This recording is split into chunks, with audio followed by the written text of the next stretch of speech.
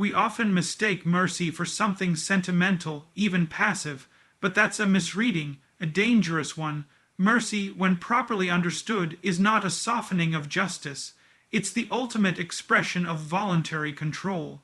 It's the act of someone who could retaliate, who has the power and the justification to strike back, and yet chooses to withhold the blow. That isn't weakness, that's mastery, because to be merciful is to restrain chaos within yourself. And that's no easy task. Chaos isn't just what happens when the world falls apart. It's what brews in you when you're hurt, when you've been betrayed, when the world deals you a hand soaked in injustice. It whispers, get even, make them pay, give them what they deserve. That voice is ancient. It's the voice of Cain, of vengeance, of blood for blood. But mercy stands up to that voice, not with naivety, but with will. With structure, and here's the brutal truth, anyone can lash out, anyone can inflict pain that requires no discipline. But to feel the fire rise in your chest and not let it consume you, to stand in the face of insult, betrayal, even evil, and say, I will not become what wounded me, that's an act of spiritual courage. That is someone who has voluntarily subjected themselves to order and meaning. That is someone who has chosen to bear the burden of suffering without multiplying it. And this is precisely where modern culture misunderstands the power dynamic. We've been taught to celebrate those who clap back, who get revenge, who never let anyone get away with anything, and to some degree there's truth in asserting boundaries. But when vengeance becomes a virtue, when cruelty is celebrated as strength, we've lost the plot. True strength is not how loudly you can shout or how hard you can hit. It's how deeply you can understand the damage someone has caused, and still say, I will not pass that damage on. I once spoke to a young man who was consumed with rage at his father, at his ex, at the world. He believed that anger was what made him strong, and I asked him, how strong do you have to be to stay angry at everyone who ever wronged you? He paused. That's easy, he said. Then how strong would you have to be? I continued, to forgive them all and still move forward with dignity. He didn't answer. He didn't have to, because deep down we know mercy demands far more of us than hate ever will. And that's the point. Mercy isn't about denying justice. It's about transcending it. It says, I will not become what broke me. That is the seed from which peace can grow, not just globally, but inside your very soul. Letting go, truly letting go, is one of the most profound psychological battles a person can face. We often imagine forgiveness as a gift we give to others, but more often than not, it's something we must give to ourselves. Because carrying resentment is like walking through life with a burning coal in your hand, telling yourself you'll throw it, eventually, at the one who hurt you. But until you do, it's your hand that burns, and we're wired for this kind of suffering. The mind clings to betrayal, humiliation, injustice, because those moments are tied to survival. They're sharp, they teach us what to avoid. But if you're not careful, your nervous system becomes a monument to every slight you've ever received. Your body tenses when a familiar voice enters the room. Your thoughts spiral into imaginary arguments, the kind you always win in your mind, but never in life. That is not self-protection. That is psychic decay. Forgiveness is not about forgetting. That's a naive idea. You don't forget what hurt you, nor should you. The goal is not erasure, but integration. You learn to carry the memory without letting it poison your present. That takes internal structure. That takes sorting through chaos, metabolizing pain, and coming out stronger on the other side. It's a process of psychic reordering, where you decide that your future will not be held hostage by your past. I once had a client who carried a grudge for over a decade. He could describe the betrayal like it happened yesterday. The tone of voice, the look on the face, the precise moment when trust collapsed. And every time he spoke of it, his face contorted, not with pain, but with identification. He had become the resentment. It had taken root in him so deeply, he didn't know where he ended and the grudge began. That's the tragedy of unforgiveness. It becomes a part of your identity, and it warps you, slowly, imperceptibly, but certainly. Forgiveness is not an act of weakness. It is one of the most disciplined psychological shifts a person can make. Because it means confronting your own desire for retribution. It means acknowledging that, yes, you were wronged, and still choosing not to dwell in victimhood. That's not softness. That's the cultivation of sovereignty over your own inner world. And here's the paradox. The very moment you release the need to punish others, you begin to free yourself. The prison bars you thought were built by them, they were reinforced by you every time you rehearsed that bitterness, every time you chose to relive instead of rebuild. Letting go does not mean surrendering justice. It means reclaiming your agency. Because if your peace depends on someone else's apology, you've given them control over your emotional life. So much of our anxiety, our depression, even our self-hatred, emerges from unresolved anger toward others. But healing does not happen by demanding the past be different. Healing begins the moment you choose to stop carrying what was never meant to be yours in the first place, and that choice, however difficult, is always available to you. History turns not on abstract ideals or sweeping policies alone, but on the decisions of individuals, often in moments of unbearable pain, who choose mercy over revenge. That single act in the right moment can shift the course of nations, transform generations, and heal legacies of suffering. Mercy is not just a personal virtue, it's a force that can shape the trajectory of entire cultures. And when we fail to understand that, when we dismiss mercy as soft or naive, we overlook the most powerful stories that define human greatness. Think of Nelson Mandela, 27 years in a cell, locked away by a system designed to erase his dignity, strip his identity, and crush his spirit. And yet when he emerged, he didn't call for retribution. He didn't incite violence. He called for reconciliation, for unity. That's not because he forgot what happened. It's because he saw what would happen if he didn't forgive. He knew that peace would only grow if mercy was planted first. That one decision, made by a man who had every reason to hate, altered the future of South Africa. That is the magnitude of mercy, and you don't have to look to global history to see this truth. It's happening every day in families, in friendships, in small towns and crowded cities. A father and son who haven't spoken in years because of a misunderstanding, until one of them finally says, "I'm sorry," and the other, in a moment of quiet strength, says, "I forgive you." That's where healing begins. Not in shouting matches, not in being right, but in the silent, courageous choice to say, "Let's move forward." I knew a woman once who carried the weight of a betrayal for almost 40 years. Her sister had taken something from her, something irreplaceable. They stopped speaking. Holidays passed, birthdays were missed, and bitterness became a tradition. But then one day, after decades of silence, her sister wrote her a letter. Not a justification, not a plea, just a few honest lines. And she read it, tears in her eyes, and chose to let go. They spent the last years of their lives rebuilding what pride had broken. That moment didn't undo the past, but it changed the future. Mercy is not about forgetting what happened. It's about refusing to let the past dictate who you become.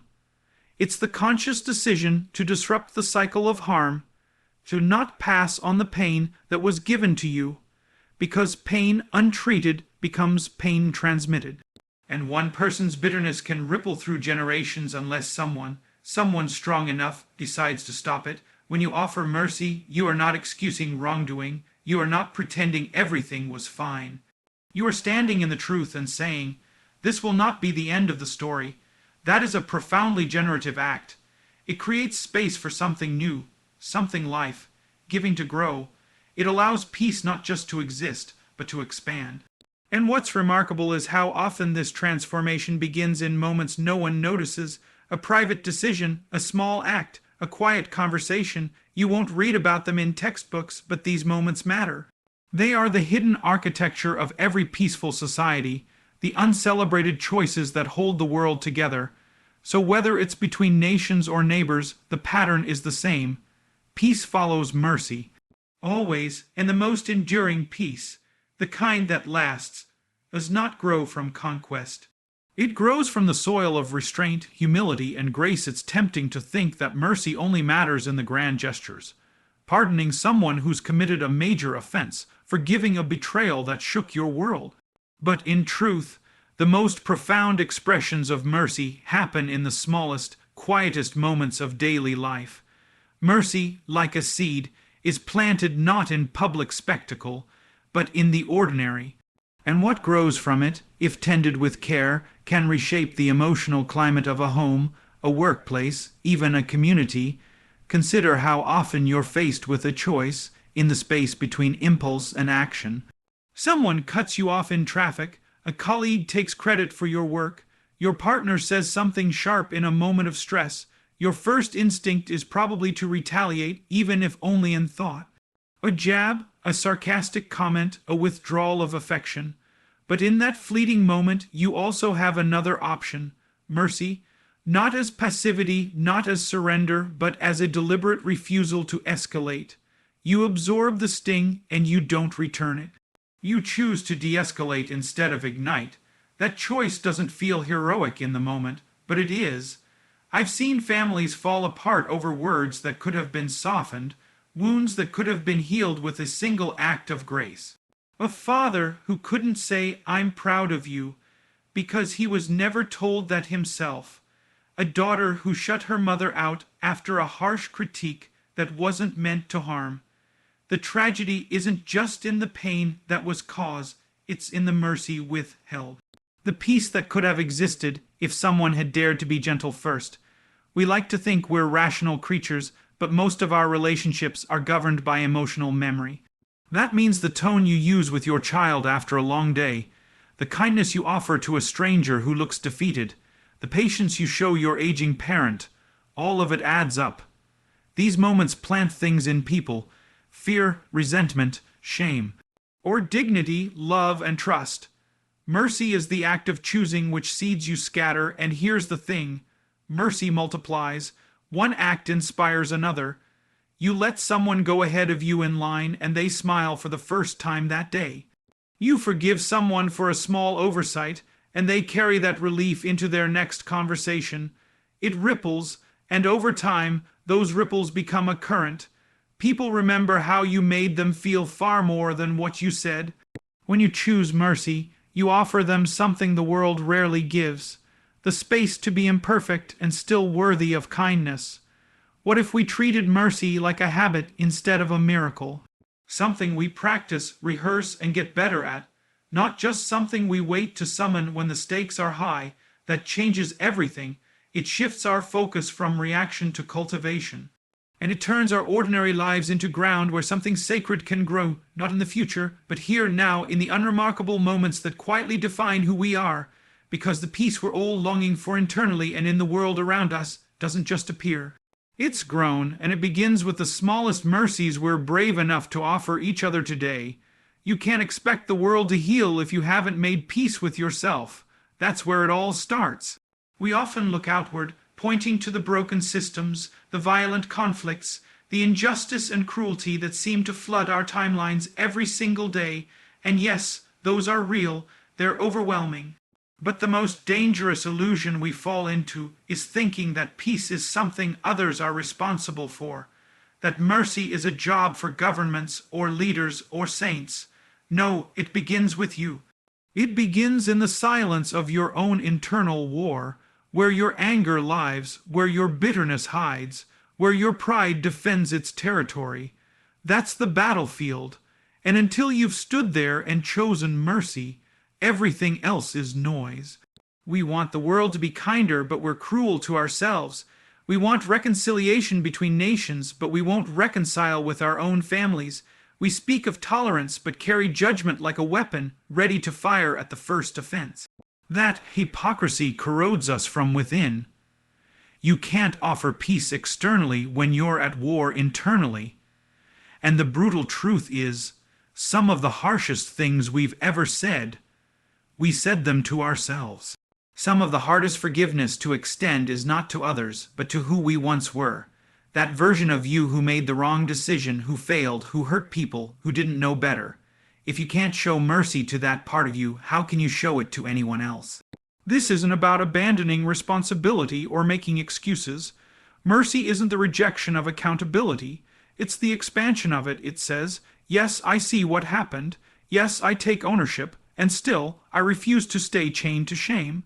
I choose growth. I choose to act differently now. And from that choice, something begins to shift. Not just in you, but around you. People respond to it. They see it in your presence, in your words, in how you treat them when they falter. Because people know when they're in the presence of someone who's done the hard work of inner healing. It feels like safety. It feels like peace. If you want to see mercy in the world, you have to model it. You have to live it when no one's watching, when it's inconvenient, when it costs you something. That's when it becomes real. It's not just something you preach. It's something you embody, and every time you do, you become a kind of quiet rebellion against the chaos. A signal in the noise. A doorway where someone else might walk through and discover a better version of themselves. And that's what it means to plant mercy. You dig into the soil of your own pain, your own shortcomings, and you sow something different. You take what was meant to destroy you, and you repurpose it into something redemptive. And from that act, humble, private, powerful, peace begins to grow, not just as a concept, but as a lived, breathing reality. You become the evidence that it's possible. You become the reason someone else believes it's worth trying. So now the question isn't whether mercy matters. It does. The question is whether you'll choose it. Whether you'll carry it into your relationships, your habits, your hardest conversations, and into the depths of your own self-reflection. Because peace doesn't descend from the sky like some divine accident. It is built day by day, through acts of mercy that no one may ever applaud, but that quietly hold the world together. You must become the kind of person who plants mercy where it's least deserved, who chooses understanding when judgment would be easier, who forgives not because the other deserves it, but because you refuse to be ruled by resentment. That is not weakness. That is power in its most transformative form. If you want peace in your home, your community, your country, your soul, then plant mercy. Tend it, protect it, water it every time life tempts you to grow something bitter instead, and in time you'll look around and realize something extraordinary has taken root, peace not as a distant hope, but as a living presence. Because peace grows where mercy is planted, and it always starts with you.